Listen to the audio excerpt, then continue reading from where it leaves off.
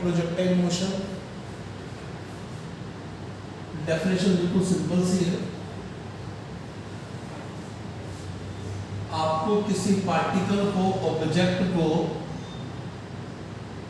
Horizontal से किसी angle पे भेजना है, थ्रो करना है, बस वो एंगल 90 डिग्री नहीं होना चाहिए। हॉरिजॉन्टल से किसी एंगल पे प्रोजेक्ट करना है, बट वो एंगल 90 नहीं होना चाहिए, क्योंकि 90 में मंडी हो जाएगा। प्रोजेक्ट हम इसको 90 में कर सकते हैं, लेकिन ऑब्लिकली फेंक है, किसी और एंगल में फेंका है, एक्यूट एंगल में फेंक रहे हैं आपको, and it is allowed to fall under gravity only. तो फेंका तो आपने यूं है, लेकिन ये यूं मुड़ती हुई जाएगी, हम सबको समझ में आ रही है।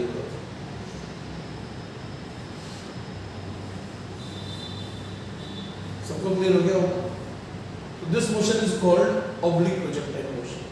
Whenever any object is thrown at some angle with horizontal or vertical and allowed to fall under gravity, then this motion is called oblique projectile motion. जिस पार्टिकल को फेंका उसका नाम प्रोजेक्टाइल ही होता है। अब पार्टिकल इज प्रोजेक्टेड है तो एक प्रोजेक्टाइल यूं जा रहा है। अब इसमें डिस्कशन का पार्ट क्या क्या हो सकता है वो चेक कर लेते हैं। ये t = 0 इंस्टेंट है। जितने टाइम में ये गिरा इसका नाम रखेंगे टाइम ऑफ फ्लाइट। जितनी देर तक ये ऊपर चढ़ा उसे नाम रख देंगे टाइम ऑफ असेंट। जितने में नीचे आया उसका नाम रख देंगे टाइम ऑफ डिसेंट। कितनी मैक्सिमम हाइट रिसीव की, कितनी रेंज कवर की, किसी इंस्टेंट पे इसकी वेलोसिटी क्या है, स्पीड क्या है, डायरेक्शन क्या है, डिस्प्लेसमेंट क्या है। डिस्टेंस तो नहीं निकालेंगे, लेकिन डिस्प्लेसमेंट निकाली जा सकती है। इन चीजों में बात कर रहे हैं। तो आपके सामने डेफिनेशन क्लियर हो जानी चाहिए। Whenever any object is projected at some angle horizontal and allowed to fall under gravity। क्या यहाँ तक की बात क्लियर हो गई है?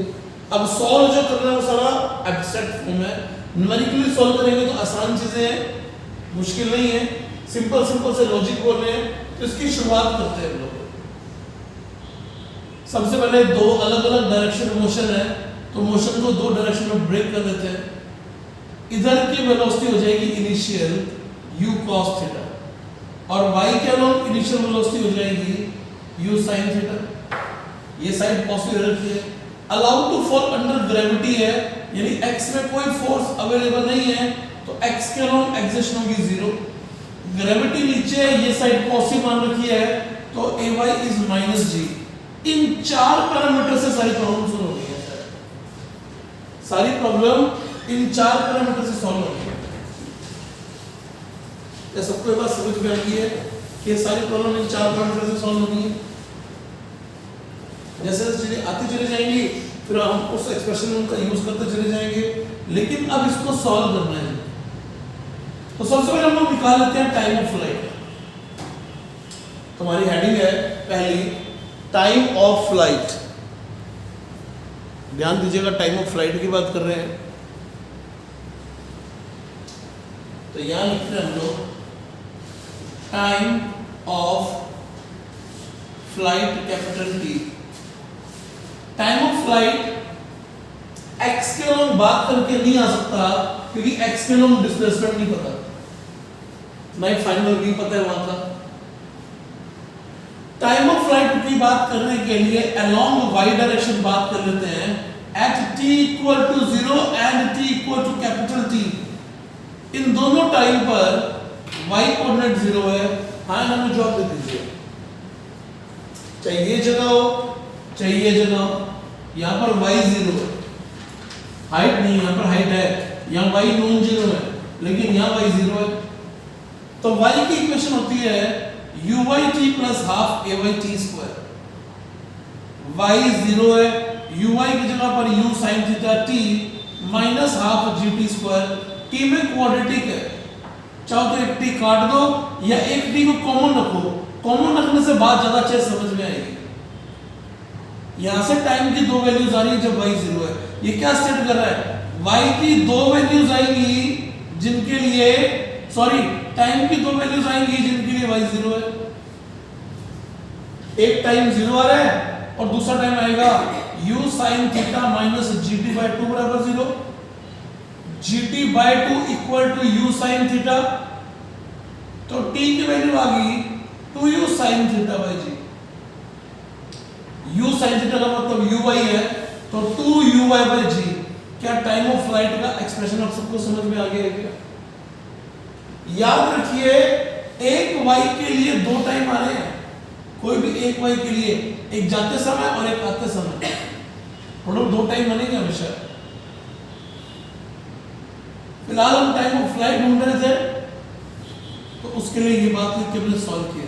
तो क्या टाइम ऑफ फ्लाइट हम सबको समझ में आ गया? चेक कर लीजिए। तो यहां तक की बात नोट करें, फिर नेक्स्ट पॉइंट पे चलते हैं इसके हम लोग।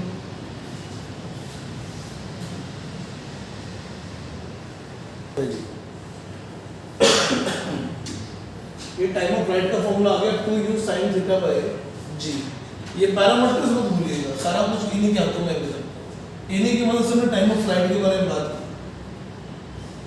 ठीक है, अब सिंपल सी बात है, जितना टाइम ऊपर जाने में लगेगा उतना टाइम नीचे आने में लगेगा, यानी टाइम ऑफ असेंट और डिसेंट दोनों आधे आधे आएंगे।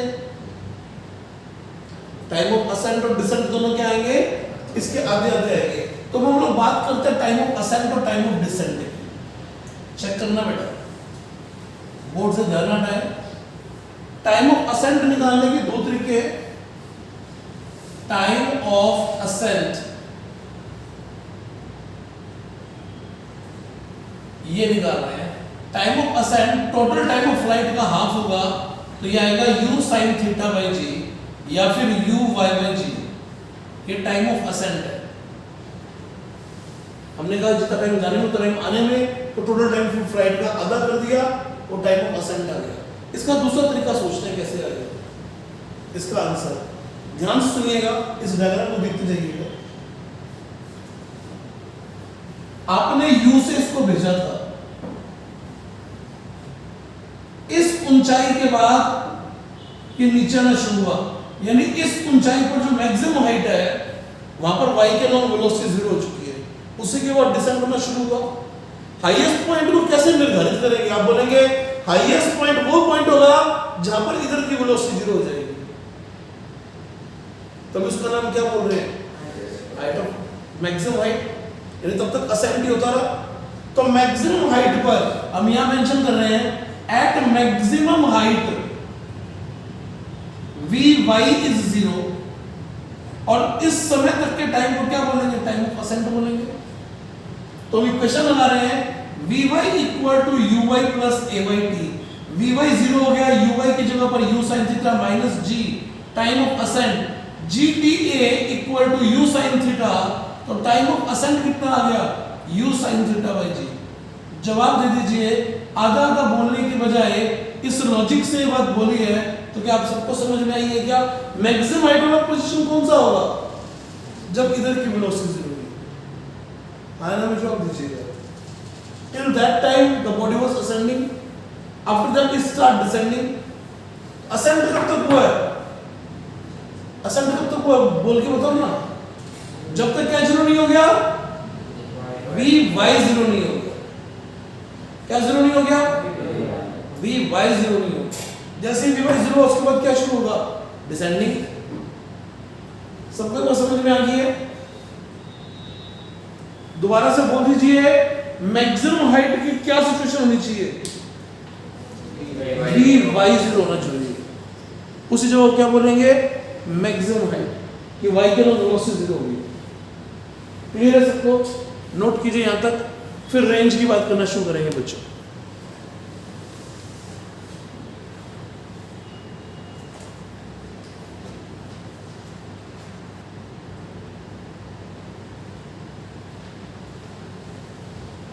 टाइम ऑफ असेंट और टाइम ऑफ डिसेंट बराबर प्रूव कर दिए हम लोगों ने।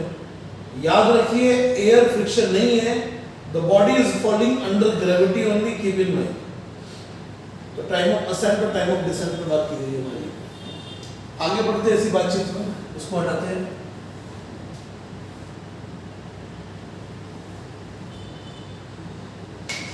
अब निकाल लेते हैं रेंज। बात इन पैरामीटर्स की ही चलेगी और जो पैरामीटर निकाल चुके हैं उनकी चलेगी। टाइम ऑफ फ्लाइट आप निकाल चुके हैं u sin थीटा बाई जी। तो हम लोग बात कर रहे हैं अब रेंज के बारे में। रेंज हॉरिजॉन्टल डिस्टेंस कवर्ड है with in time capital T, तो इसका मतलब अलोंग x बात करनी है। हेडिंग वाइज बात कर रहे हैं रेंज की, हेडिंग वाइज बात कर रहे हैं हम लोग रेंज की, तो रेंज की बात कर रहे हैं, अलोंग x बात करनी है।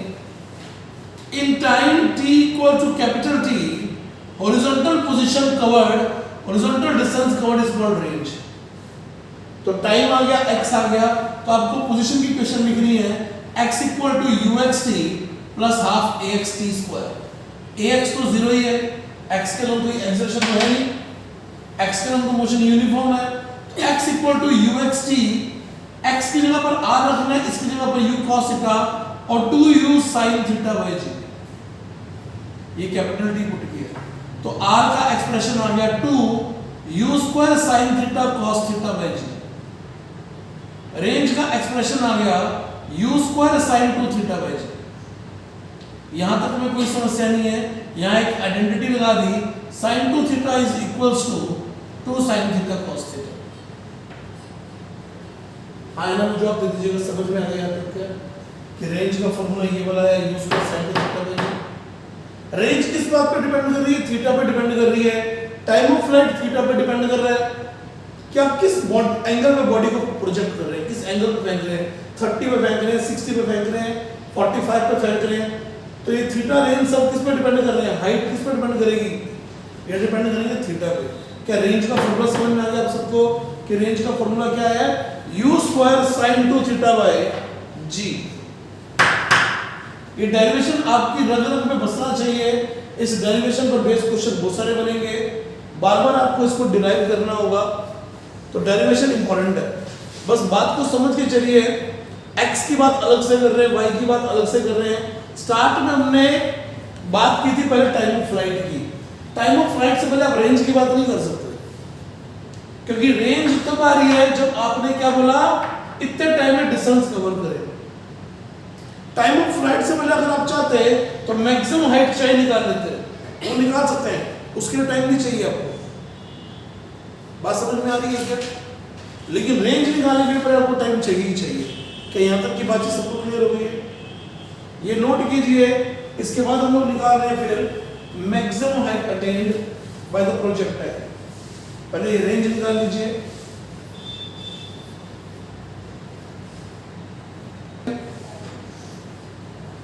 मैक्सिमम हाइट के लिए क्या करना चाहिए, थोड़ा आइडिया दीजिए बच्चों। मैक्सिमम हाइट निकालने के लिए आपके पास दो तरीके बन सकते हैं। अभी आप जो मर्जी तरीका बोले, मैक्सिमम हाइट निकालनी है, यानी किस तरफ बात करनी है? अलोंग y बात करनी है। हम लोग बात कर रहे हैं मैक्सिमम हाइट की। डायग्राम को हमने हमारे नजर से अभी तक दूर नहीं किया है। Why do I am saying it is maximum height? क्योंकि ये डिफरेंट हाइट्स हैं बीच में एक ही मैक्सिमम हाइट है, बाद में फिर घटनी शुरू होगी। तो मैक्सिमम हाइट तो एक ही है, हाइट तो बहुत सारी है। मैक्सिमम हाइट स्पेसिफिकली कौन सी पोजीशन होती है अरविंद? कैसे पहचान करूं कि मैक्सिमम हाइट है?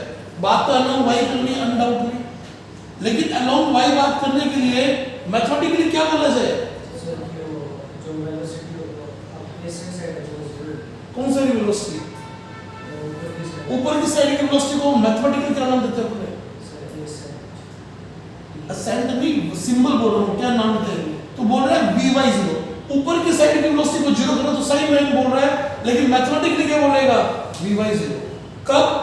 when y जो होगा h के बराबर होगा या h max के बराबर होगा। vy0 है। अब लगा दीजिए equation, vy square equal to uy square plus 2ayy। ये 0 हो गया, ये u square sin square theta हो गया, माइनस 2g और ये h माइनस का g था, तो h max की वैल्यू कितनी आ गई? u square sin square theta by 2g। जवाब दे दीजिए, सबको समझ में आ गई बात क्या? या फिर जो व्याख्या ने बोला अभी u y square upon 2g, हाँ या ना जवाब दे दीजिए, हाँ या ना में जवाब दे दीजिए कि h मैक्सिमम सबको समझ में आ गया है। आसान है, मुश्किल नहीं है, ये बात ध्यान रखिए। लेकिन आपको कम से कम 4 से 5 बार इसको खुद लिख के देखना होगा पूरे आर्टिकल को, तो दिमाग में बैठेगा कि मैथमेटिकली जो हम ये पहली लाइन लिखते हैं इसकी इंपॉर्टेंस है पहली, तो बाद में किस इक्वेशन का यूज किया जाए उसकी इंपॉर्टेंस है। क्या तुम सबको बात समझ में आ रही है? नोट कीजिए इस बात को।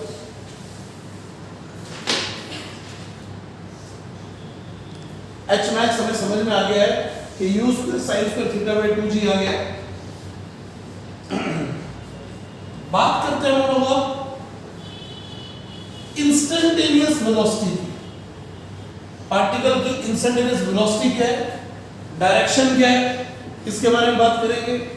इंस्टेंटेनियस वेलोसिटी मतलब ये vx निकालना है, ये vy निकालना है। हमें पैरामीटर याद है, ux की value u cos theta, ax की वैल्यू 0, uy की value u sin theta, ay की वैल्यू -g। और हम ढूंढ रहे हैं इंस्टेंटेनियस वेलोसिटी। इंस्टेंटेनियस वेलोसिटी निकालनी मतलब x डायरेक्शन की velocity at time t, y की वेलोसिटी, नेट वेलोसिटी और कितने एंगल पे वो झुका हुआ है ये वाला एंगल फाइंड करना है।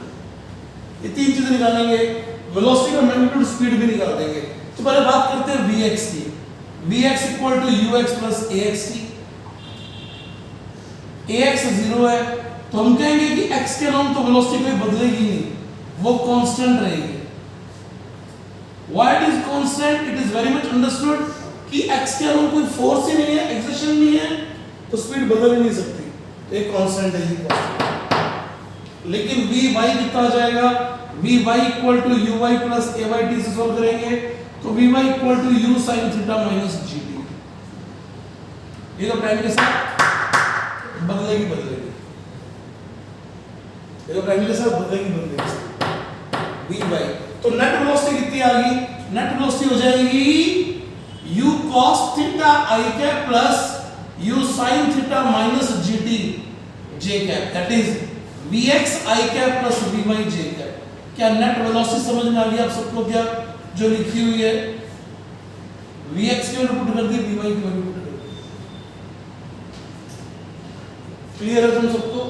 नेट स्पीड कितनी आ जाएगी, अब स्पीड लिख रहे हैं, ये वेलोसिटी लिखी थी, स्पीड आ जाएगी vx square plus vy square under root, इसका स्क्वायर प्लस इसका स्क्वायर अंडर रूट करना है तो u square cos square theta plus u sin theta minus gt का होल स्क्वायर, सारे का अंडर रूट, ये स्पीड है। और डायरेक्शन कितनी आ जाएगी, tan अल्फा की वैल्यू आ रही है vy बाय vx से, ये वाला tan अल्फा आ रहा है vy बाय vx, तो vy की वैल्यू आपके पास है u sin theta minus gt, ये कांस्टेंट है u cos थीटा, तो ये एंगल आ गया, कितने एंगल पर वो इंक्लाइंड है। क्या तुम सबको यहाँ तक की बातें समझ में आ गई हैं क्या बच्चों? आसान सा काम है, मुश्किल नहीं है।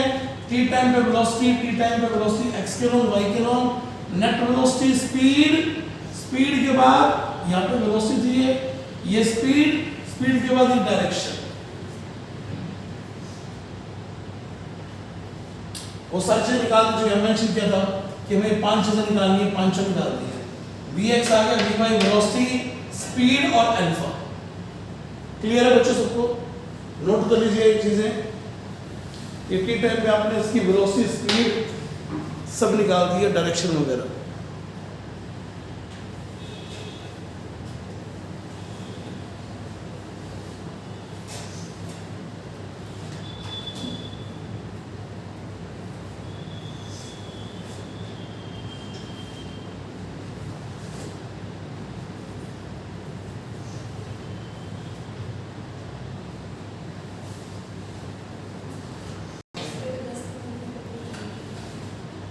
कुछ पूछना है?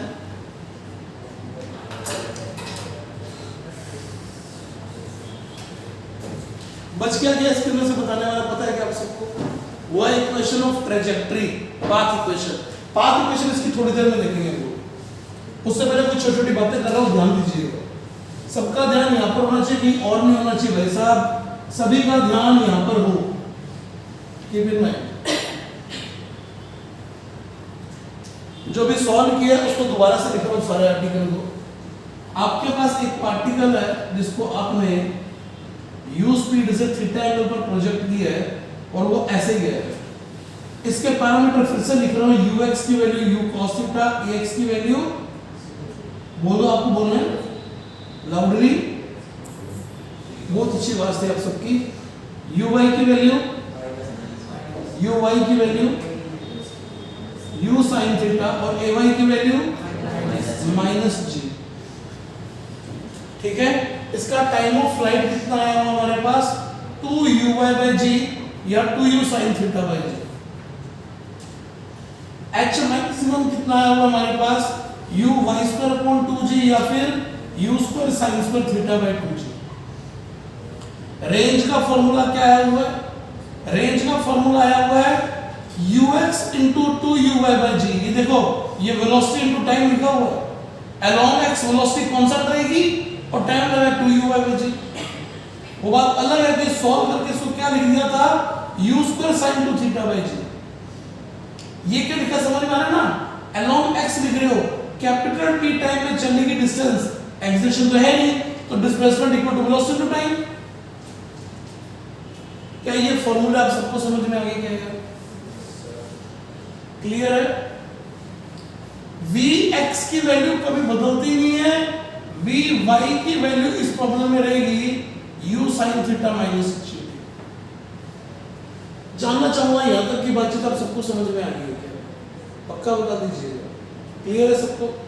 कोई दिक्कत वाली बात नहीं है।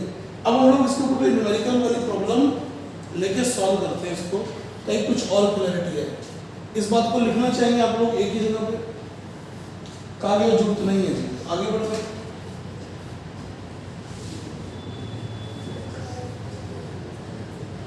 सबका ध्यान यहां पर होगा, चेक रखना बात है। एक पार्टिकल को आपने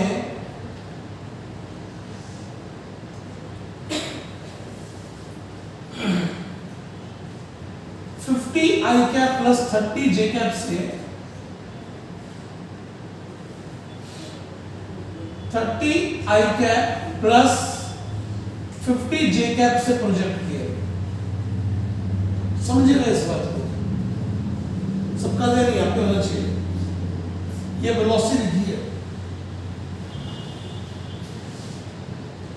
A particle is projected with this velocity, acceleration gravity की दे रखी है 10 मीटर पर सेकंड स्क्वायर, वैल्यू गिवन है, साइन ऑफ आप चूज करना।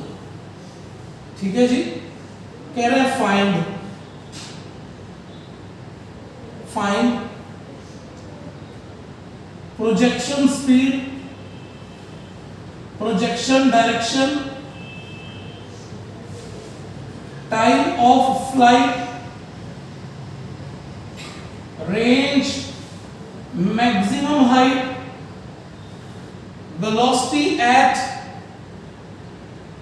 1 second, velocity at 2 second, velocity में डायरेक्शन साफ बतानी है, velocity at 5 second, velocity at 10 second, ये चीजें बतानी है।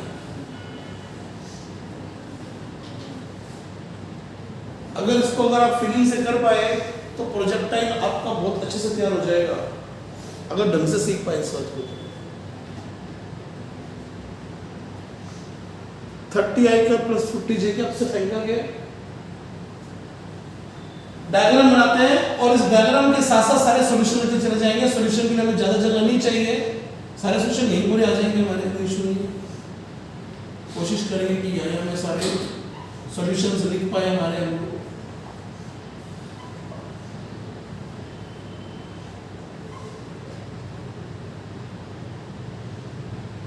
बता दीजिए क्या दे रखे, क्या करना है, बता दीजिए क्या क्या गिवन है, क्या क्या गिवन है। एक्स और वाई में इनिशियल वेलोसिटी गिवन है, ux कितना गिवन है आपको, वेरी गुड बेटा, और uy कितना गिवन है, कंपोनेंट करके दिए हुए सो चेक कीजिए, लिखा हुआ है 30i प्लस 50j, कंपोनेंट करने नहीं है, करके दे रखे। थीटा गिवन नहीं है, थीटा निकाला जा सकता है, थीटा गिवन नहीं है, निकाला जा सकता है। u गिवन नहीं है, ux uy गिवन है। हाँ ना में जवाब दीजिए। क्या तुम सबको समझ में ये बात आ रही है? इससे पिछले क्वेश्चन में u थीटा गिवन थे, ux uy निकाले थे। इसमें ux uy गिवन है। पहले दो क्वेश्चन में u थीटा पूछ रखा है, पहले दो क्वेश्चन में u थीटा पूछ रखा है। तो u की वैल्यू कितनी आ जाएगी? हम शुरुआत करेंगे सर, u की वैल्यू आ जाएगी ux square uy square under root, that is 30 square 50 square under root. 2500 और 900 3400 का under root, that is 10 root 34। क्या आपको समझ में आ गया कि आपने पार्टिकल को इतनी स्पीड से फेंके? कितने एंगल पे फेंके?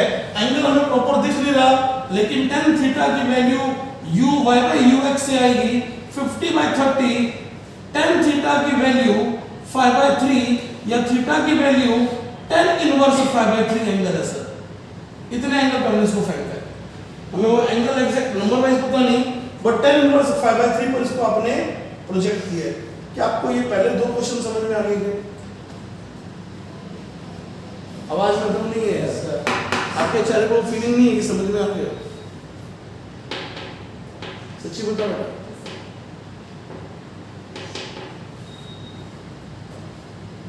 इसके बाद की बात करते हैं time of flight. Time of flight का फॉर्मूला मैंने आपको बताया, याद हमें 2u/g। तो time of flight 2u/g, 2u = 50, g = 10। इसको लगेंगे 10 सेकंड भाई साहब। कितने सेकंड लगेंगे? 10 सेकंड लगेंगे। फिर क्या पूछेगा टाइम ऑफ फ्लाइट के बाद? रेंज। रेंज होती है ux × time of flight, ux है 30, ये है 10, तो रेंज आ गई 300 मीटर की। इधर की वेलोसिटी, इधर का टाइम, एक्सेलेरेशन तो है नहीं, ax is 0, here ax is 0, ay is -10। Unit मालूम है, इसका मीटर पर सेकंड है, इसका मीटर पर सेकंड स्क्वायर है। फटाक से जवाब दे, इसको तुम्हें समझ में आ गया क्या? hmax, hmax का फॉर्मूला होता है uy²/2g।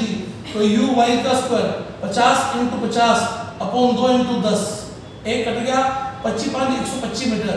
क्या hmax आपको सबको समझ में आ गया क्या? 125 मीटर की हाइट तक जाएगा, 250/2 125 मीटर बन जाएगा बच्चों। जवाब दे दीजिए, यहां तक की बात समझ में आ गई क्या? यहां तक लिखिए और बाकियों को सॉल्व करके दिखाइए बच्चों।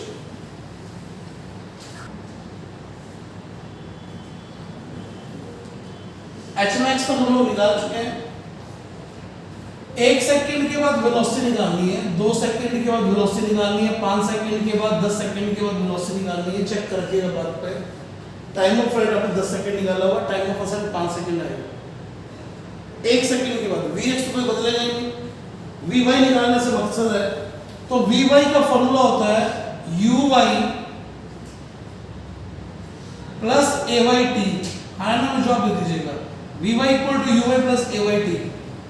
थोड़ी देर पहले मैंने इसको लिखा था फॉर्मूले की फॉर्म में, u sin θ - gt, वही लिखा हुआ है, u sin θ - gt। मैथमेटिकली लिखना हमेशा आसान दिखाई देगा। 1 सेकंड के बाद ये 40 है, 40 है। 2 सेकंड के बाद ये 30 है, 3 सेकंड के बाद ये 20 है, 4 सेकंड के बाद ये 10 है, 5 सेकंड के बाद 0 है। हाँ ना, में जवाब दे दीजिए। और vx के बदलता नहीं है। तो अगर आपको वेलोसिटी लिखनी है वेक्टर 1 सेकंड पे, तो 1 सेकंड के बाद वेलोसिटी आ गई, ये कम हो करेगी 40, वो 30 की 30 है, तो 30 i के + 40 j के। ये वाली वेलोसिटी 30 i के 30 j के। 5 सेकंड के बाद ये 0 हो गया, तो सिर्फ कौन सी बचेगी? vx। यहाँ की वेलोसिटी आ गई 30 i के। 10 सेकंड के बाद 50 - 100 -50, -50 का मतलब हो गया कमिंग डाउन, तो 30 i के -50 j के। 10 सेकंड का मतलब टाइम ऑफ फ्लाइट है। 10 सेकंड के बाद नीचे की वेलोसिटी वही थी जो यहाँ पर है, आगे में तो कोई बदलती नहीं है, ये +50 -50 से रिप्लेस हो गया 10 सेकंड के बाद। क्या तुम सबको वेलोसिटी पर सब समझ में आ गई है कैसे इन सेकंड में वेलोसिटी बताई गई है? आप एंगल भी बता सकते हैं। एंगल कैसे बताया था मैंने आपको? vy/vx। 1 सेकंड के बाद एंगल कितना आएगा? 1 सेकंड बाद एंगल आएगा 40/30, यानी 4/3, 4/3 हो तो 53 डिग्री। जब ये वेलोसिटी 30 है तो Vy/Vx से एंगल कितना आएगा? 30/30, tan अल्फा की वैल्यू 30/31, यानी 45 डिग्री पे झुका हुआ है। क्या आप सबको समझ में आ रहा है? जब फेंका था, बड़े एंगल में फेंका था, 1 सेकंड के बाद वो 53 पर बेंडिंग होगी, 2 सेकंड के बाद वो 45 की बेंडिंग होगी। क्या तुम सबको बात समझ में आ रही है क्या? कि हम डायरेक्शंस भी निकाल सकते हैं कि at what angle the velocity vector is inclined, कितने एंगल पर वो वेलोसिटी वेक्टर झुका हुआ है, इंक्लाइंड है, हम वो भी बता सकते हैं। बता दीजिए कि आप सब बच्चों को बातचीत समझ में आ गई है कि एकदम क्लियर है? ऑब्लिक प्रोजेक्टर मोशन में आज के इतना काफी है। कल का लेक्चर हमारा ऑब्लिक प्रोजेक्टाइल का लास्ट लेक्चर होगा, इसके अंदर इसकी सारी चीजें कंक्लूड कर देंगे और कुछ खास बातें और डिस्कस करेंगे इसके बारे में।